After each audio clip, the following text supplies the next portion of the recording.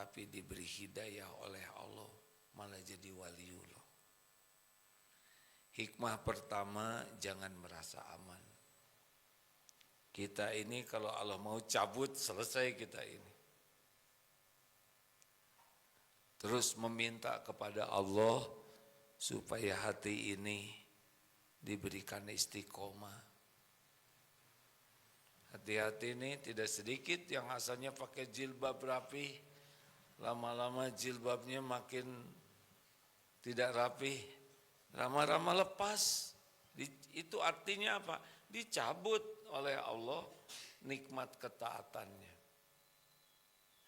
Yang kedua, hikmahnya jangan meremehkan orang lain, karena mudah saja bagi Allah yang tadinya sangat mengingkari menjadi taat.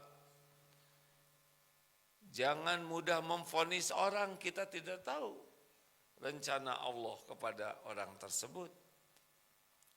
Hikmahnya jadi kita tidak merendahkan orang lain. Yang ketiga, hikmahnya kita jangan putus asa memohon pertolongan Allah, karena cuma Allah yang membulak-balik hati. Misal begini ya, dalam keluarga, sudah nikah belum? Ini pelatihan dari Unilever ada? Ada. Dari BMT Fastabikul Khairat, ada. Dari Halayora Power Indo, ada perwakilannya. PT Dulton, Masya Allah. Ada 4 perusahaan yang persiapan masa kemerdekaan, ya. Jangan nyebut pensiun lah, karena suka tertekan, ya kan. Jadi ini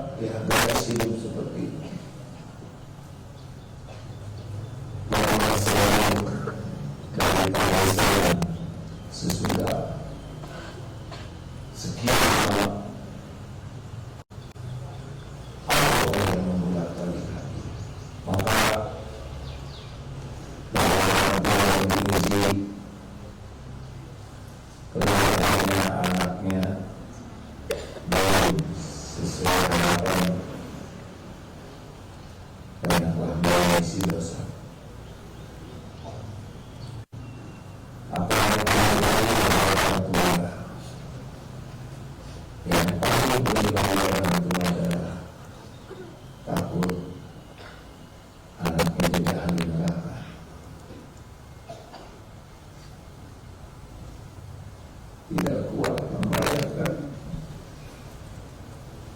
anak terbakar di hadapan. Saya sering membayangkan kehidupan akhir.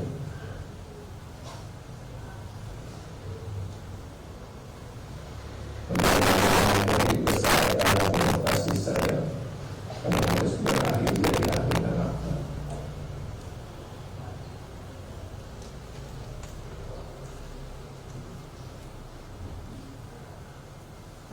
Berusaha sekuat tenaga minta ampun bagi orang tua, karena kita tidak bisa membolak-balik. Berusaha sekuat tenaga bagi orang tua memperbaiki akhlak, tidak bersaing bagi Allah.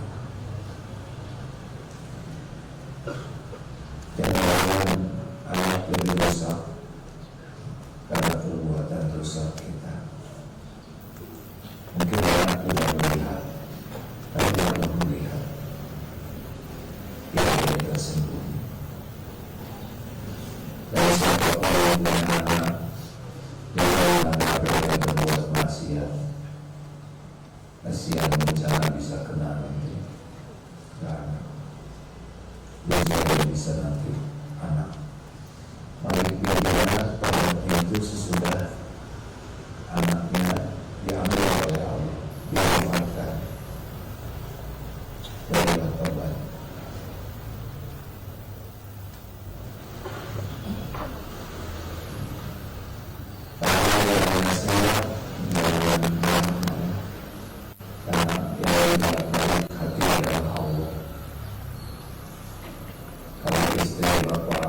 Sikapnya belum sesuai harapan, tetap harus dengan perkataan yang baik.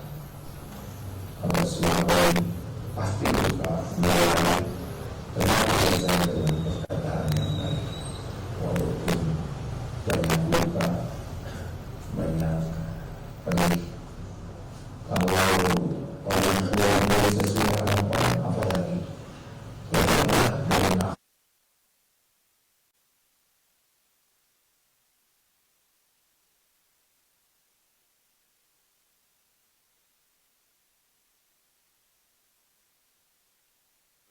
kita adalah amal soleh. Jadi bukan untaian kata yang menggugah, tapi Allah yang menggugah. Kita bicara pakai hati, perkataan terbaik, seperih apapun, sejengkel apapun, semarah apapun, usahakan perkataan kita hanya perkataan yang disukai Allah. Karena yang bisa mengubah adalah Allah. Inilah pentingnya keyakinan Allah yang membulak-balik hati. Jadi nasihat adalah amal soleh saja. Dan banyaklah berdoa. La yaruddu qada ila du'a. Tidak ada yang bisa mengubah takdir syariatnya selain doa. Jadi Allah penguasa takdir, Allah yang mengubah dari satu takdir ke takdir lain. Di antaranya adalah doa. Doa lebih kuat daripada sekedar nasihat. Apalagi nasihat hanya mengandalkan diri.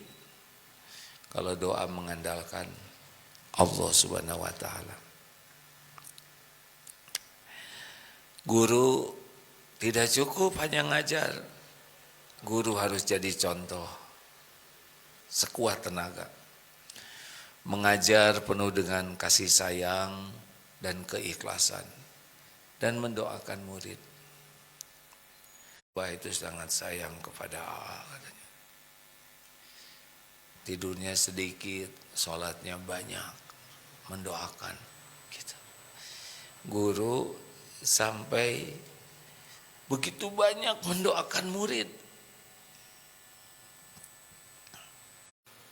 Alhamdulillah. Pertanyaannya, seberapa banyak kita mendoakan keluarga kita, mendoakan anak, pendamping hidup dengan doa yang tulus sekali, menghibah, memelas agar diselamatkan, tidak sampai jadi keluarga durhaka, jangan sampai mati su'ul khotimah, jangan biarkan di kuburnya melolong-lolong, menjerit-jerit, tersiksa tanpa ada amal yang menyelamatkan. Jangan sampai di akhirat nanti hanya jadi peminum lahar dan nanah yang kepalanya meletup, tubuhnya hangus, dan balik lagi. Akhirat itu benar-benar ada, hadirin. Jadi kalau sayang keluarga, jangan hanya memikirkan pakaian, sepatu, baju, sekolah. Pikirkan ini nanti di mana mereka berada.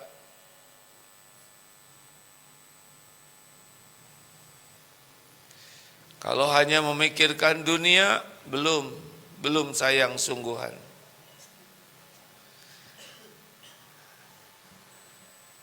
Anak yang sayang orang tua, pikirkan orang tua nanti gimana di kuburnya. Apalagi kalau orang tua sudah meninggal, pasti lagi nunggu-nunggu doa kita. Kalau orang tidak sayang ke orang tua, sudah selesai di dunia. Tapi aslinya orang tua di kubur ini, di alam barzah, pasti sedang menanti.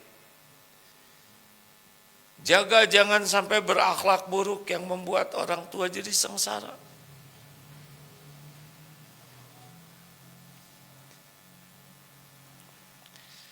Begitulah hidup ini akan berakhir. Pasti ada balasan di akhirat nanti. Siapa yang sayang keluarga, ku anfusakum wa ahlikum naro, jaga dirimu dan keluargamu dari api neraka. Dunia cuma sedikit saja cobaan, tapi di akhirat kekal.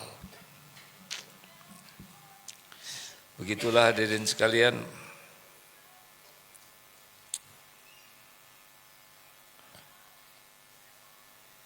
Maaf, speaker di Zoom off.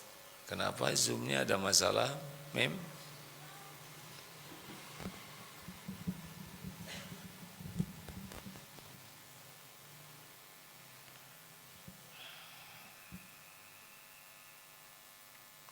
Nah, sudah ada lagi sekarang.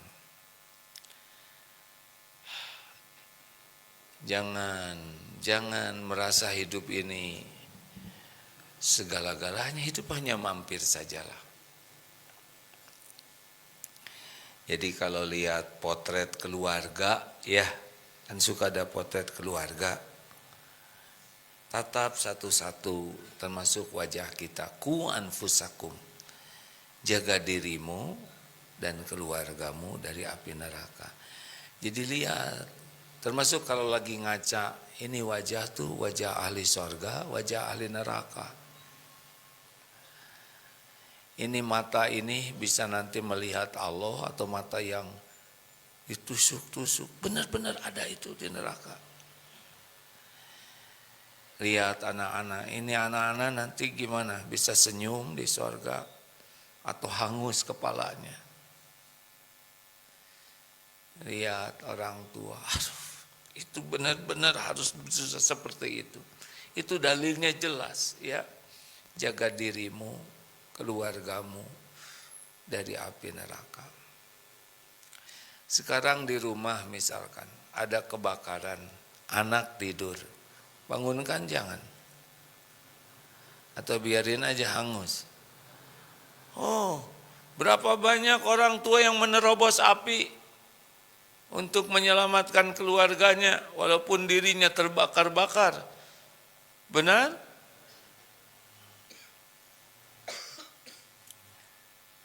Tidak mungkin orang tua membiarkan anaknya terbakar dalam kebakaran. Tidak mungkin. Sepanjang memungkinkan, walaupun tubuhnya luka-luka akan menyelamatkan anaknya. Apalagi di akhirat kebakaran yang kekal nanti. Maka orang-orang yang akan bisa menjadi baik adalah wabil akhirati hum yuqinun, yang yakin dengan kehidupan akhirat nanti. Itu rem, itu gas untuk kebaikan dan rem dari perbuatan keburukan. Ibu, bapak sudah wafat. Yang ada cuman penyesalan aja. Kenapa selagi ada? Tidak maksimal memberikan yang terbaik.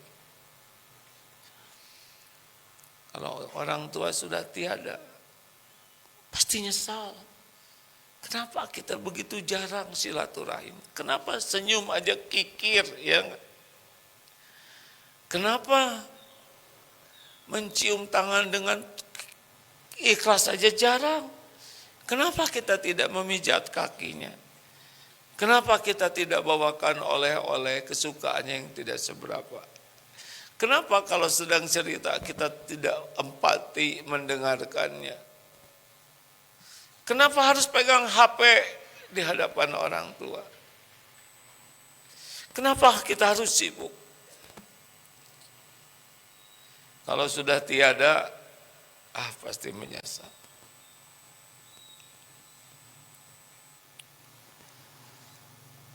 Kalau ibu, bapak sudah terbaring menjadi mayat, sudah terbujur kaku, kita tidak akan lagi mendengar suaranya. Benar? Kalau ibu, bapak sudah terbungkus kain kafan, kita tidak bisa mencium tangannya, memijat-mijat kakinya, membawakan oleh-oleh kesukaannya yang pasti cuma sedikit. Tidak bisa lagi mendengar celotehannya, nasihatnya, gurauannya. Tidak lagi bisa mendengar doanya. Kalau orang tua sudah dibawa dari rumah menuju kuburan, itulah saat terakhir kita melihatnya di rumah. Sesudah itu tidak akan ada lagi di rumah. Ketika orang tua dimasukkan ke liang lahat,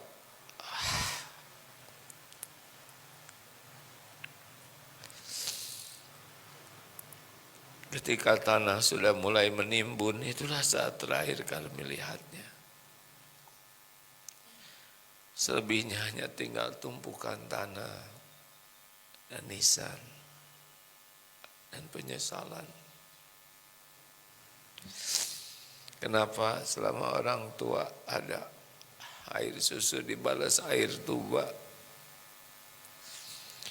belayan dibalas dengan hardikan, kasih sayang dibalas dengan luka. Sampai kapan orang tua harus menderita?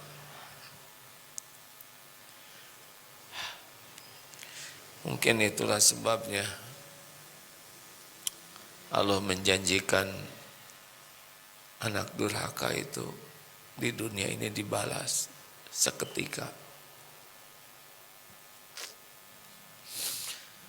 Tapi orang tua tetap tidak mau anaknya dapat penderitaan, walaupun banyak luka.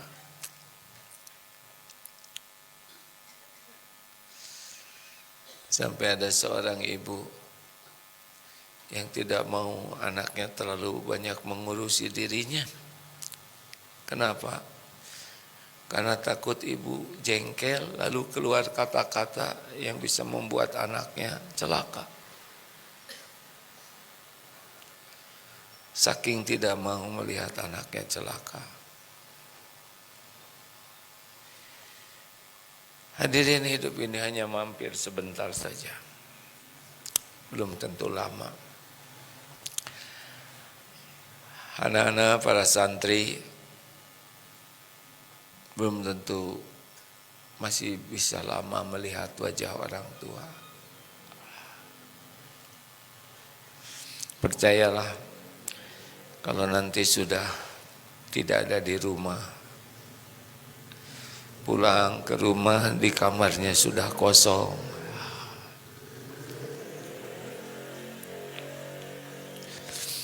Yang biasa ada di kamar sudah tidak ada, hanya tinggal fotonya mungkin, sendalnya, pakaiannya. Pasti sedih. Kalau pulang ke rumah tidak ada lagi suara ibu, suara bapak, pasti sedih. Percayalah, pasti kita akan menyesal dengan penyesalan yang panjang. Kalau orang tua masih ada, kita sia-siakan. Apa sih susahnya tersenyum tulus? Apa sih susahnya kita memilih kata-kata terbaik? Sepakat tuh dengan pernyataan seorang ulama. Nah, berapa kali kamu mendoakan orang tua? 5 kali. Kalau gitu kamu masih durhaka. Nah, bagaimana Yai saya disebut durhaka? Coba 5 kali doakan orang tua. Rabbik firli wali walidayya warhamhuma kama rabbayani shaghira. 5 kali. Capek tidak? Tidak. Berkeringat tidak? Tidak. Lemas tidak? Tidak. Orang tuamu habis-habisan untuk kamu. Berhutang ke sana sini, membanting tulang siang dan malam. Kamu hanya membalas dengan doa segitu.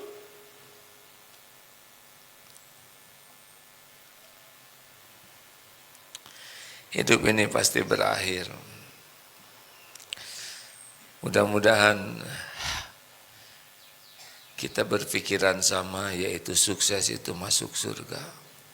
Dunia hanya ujian saja. Bagi orang tua, bagi suami, bagi istri, bagi anak. Berusahalah agar bisa kumpul di surga. Amin ya rabbal alamin. Bagi yang orang tuanya sudah tiada, yang masih ada dulu. Pernah ada seorang ibu-ibu cerita begini, tapi ibu ini ridho ya. Punya anak lelaki. Curhat ini bukan curhat tidak ridho ke takdir ya. Anak lelakinya dijaga, luar biasa. Bela-belain, udahlah perjuangan tiada akhir. Mulai dari di dalam rahim, melahirkan, sebagian harus disesar, sakit tiada terperi. Bahkan ada ibu tersebut yang disesar tuh tangannya tuh bergerak terus sampai dokter anestesinya tuh cemas, takut sadar. Ternyata di ambang bawah sadar ibunya itu takut sekali ada sesuatu pada anaknya. Bayangkan. Begitu perjuangannya, luar biasa. Kejadian apapun dibela habis-habisan ya. Udah mau mempertaruhkan nyawa. Tapi anak kalau sudah besar, ya begitulah. Lebih sibuk dengan teman, lebih sibuk dengan kesukaannya. Bahkan ketika mulai punya orang yang disukainya, lebih mengutamakan. Dan ketika nikah dan sudah punya pekerjaan, tebak gaji pertamanya dikasihkan ke siapa? Beli HP, Bu, HP ini bagus ya. Oh bagus. Disangka ibunya buat ibunya. Ini buat istri saya cocok enggak Bu? Hanya pakai laporan aja. Untung ibunya bijaksana. Anak lelaki kalau udah nikah, Pol biasanya lebih sibuk untuk istrinya. Berapa banyak anak lelaki yang ya begitulah, disuruh ngurus orang tua malah jadi beban. Padahal itu pintu surga. Ada yang membesarkan anak perempuan, terus anak perempuan lebih berat lagi karena harus dijaga. Udah nikah, dibawa aja oleh suaminya. Ya, nah, orang tua harus ridho dengan episode seperti ini. Apakah berakhir dengan anak-anak menikah? Tidak. Orang tua kepikiran terus. Kepikiran terus, siang malam. Tidak berakhir dengan anak menikah. Mungkin anak ketika nikah sibuklah dengan rumah tangganya. Orang tua ridho, sedikit disapa, ya. Kepada orang tua nggak usah nunggu-nunggu, ya nanti sedih. Apalagi anak-anak semakin besar, tinggal berdua atau tinggal sendiri. Gimana supaya nggak kesepian? Ada Allah. Ini para calon pensiunan siap-siap Pak. Siap-siap nanti rumah jadi sepi. Jangan nunggu-nunggu. Kok nggak ada yang nyapa? Kok nggak ada yang nelpon? Sedih nanti. Stop memikir, bahagia hanya Allah yang ngasih Pak. Inilah hidup hadirin. Jadi jangan membayangkan hidup tuh enak terus enggak. Semuanya ini adalah ujian. Bapak-bapak, aki-aki sekalian, dulu kan enggak seperti ini waktu SMA ya Pak ya? Enggak? Gagah. Kami SMA 5, saya SMA 5 angkatan tahun 81 tamatnya. Kemarin reuni di Eko Pesantren. Ya memang beda dengan dulu Pak. Wajah beda, ya, ada dikit-dikit remeng-remeng yang dulu. Sama semuanya. Ya enggak? Cara jalannya juga beda, lebih pelan.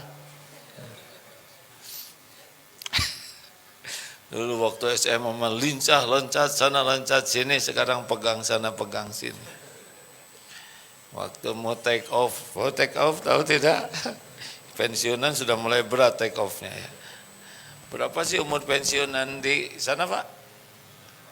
55 rata-rata. Berapa tahun lagi pensiun? 2 bulan lagi, ada yang 4 bulan lagi. Ya, 4 tahun lagi? Alhamdulillah, saya sudah pensiun berkali-kali Pak. Kalau 55 udah, katanya ada yang 58 ya pensiun, berarti pensiun lagi. Ada yang 60 pensiun lagi. Sekarang udah 64 Pak. Nah, dulu lihat pelatihan pensiunan ini, kayak lihat kakek-kakek dulu Pak. Ini kok pensiunan aki-aki semua dulu. Saya masih 35, 40, yang pensiun kan 55. Lama-lama kayak lihat kakak yang pensiunan tuh. Ketika saya umur 50, 55, ini kakak-kakak saya. Lama-lama pelatihan pensiunan tuh kayak lihat temen. Karena seumur, waktu umur 55. Lama-lama jadi kayak ke adik. Lama-lama ya kayak ke anak begini Pak. Sekarang masih adik ya. Kalau saya nanti ada umur misal sampai 80, lihat pensiunan kayak anak-anak ya kan. Anak-anak, kalau anak-anak tua-tua ya gitu. Inilah hidup. Kalau enggak kuat iman, pasti hidup ini enggak bahagia. Pasti. Kalau sibuk dengan dosa, Enggak akan pernah bahagia, tidak akan pernah bahagia. Karena bahagia itu cuma dua, iman dan amal soleh. Kemarin ada event, kita harus sehat, kita harus sehat. Emang sehat pasti bahagia? Tebak Pak, banyakan mana penjahat sehat, penjahat sakit? Hah? Begal banyakan mana begal sehat dan kuat atau begal sakit-sakitan? Hah? Coba bayangkan, begal migrain, sesak napas, asam urat lagi kumat. Hah? Paling begalnya minta tolong. Coba koruptor sekarang pikun. Koruptor lagi di opname, enggak bisa dia. Justru sehat itu bisa menjadi salah satu peluang orang berbuat buruk. Kalau tidak kuat iman, maka tidak cukup sehat, tapi sehat wal afiat. Sehat yang bisa menguatkan iman, sehat yang bisa menambah amal soleh, baru bahagia. Berapa banyak yang sehat bunuh diri, stres,